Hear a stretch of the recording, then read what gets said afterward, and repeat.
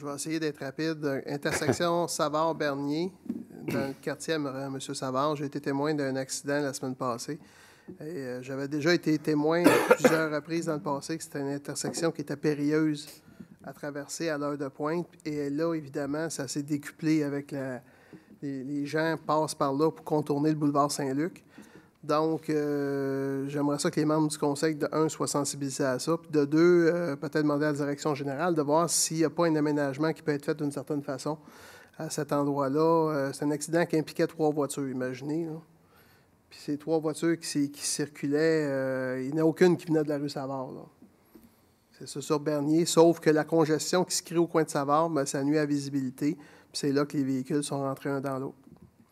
Deuxième chose, j'en ai parlé au conseil il y a 2 semaines, l'urbanisation du boulevard Saint-Luc devrait apporter le retranchement de la traverse pour handicapés en avant du IGA. Je sais que ça a été discuté au conseil il y a 2 ans.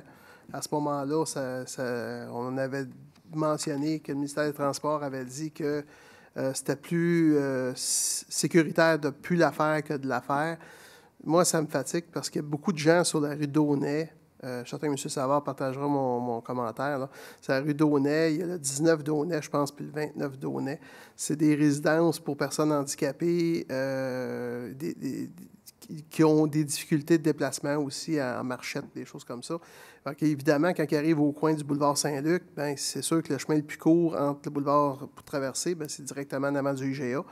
Actuellement, on a une traverse à piétons spécialement pour les handicapés et avec les travaux, elle est retranchée. Moi, je pense qu'on doit s'assurer que c'est vraiment nécessaire de la retirer. S'il n'y a pas quelque chose qui peut être fait pour sécuriser ça, pour la mettre, parce qu'évidemment, ce qui nous a été mentionné, c'est que les gens feront le contour par la rue Courville ou par la rue Boulevard de la Mairie, et c'est excessivement long, là. Je pense que quelqu'un qui serait en pleine santé avec ses 2 jambes le ferait même pas. Fait qu'imaginez qu'une personne handicapée qui fasse ça, c'est impensable. Donc, je veux juste qu'on se repenche là-dessus avant que les travaux soient complétés. Puis s'il y a quelque chose à faire, qu'on le fasse. Puis s'il faut avertir les gens qu'ils n'apprennent pas du jour au lendemain que ça soit refait puis qu'il n'y ait plus de traverse. Juste finir avec le 2M ressources, juste m'assurer que le député Turcotte est mis à contribution là-dedans, là.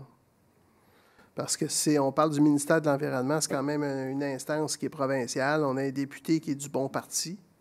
En théorie, excusez-moi, M. Berthelot, je sais votre allégeance, non, c'est passé. Le pouvoir. Mais ça reste moi, c'est passé, c'est fini. C'est ça. Mais je pense que M. Turcotte, on en a parlé beaucoup, qu'est-ce que le municipal peut faire dans le code de M ressources. Mais je pense qu'il faut être accompagné par le député là-dedans, puis qui intervienne auprès du ministère de l'Environnement, puis qui sorte les fonctionnaires le taux doré, là. Il y a des citoyens qui sont abondamment mal pris avec ce problème-là. Merci.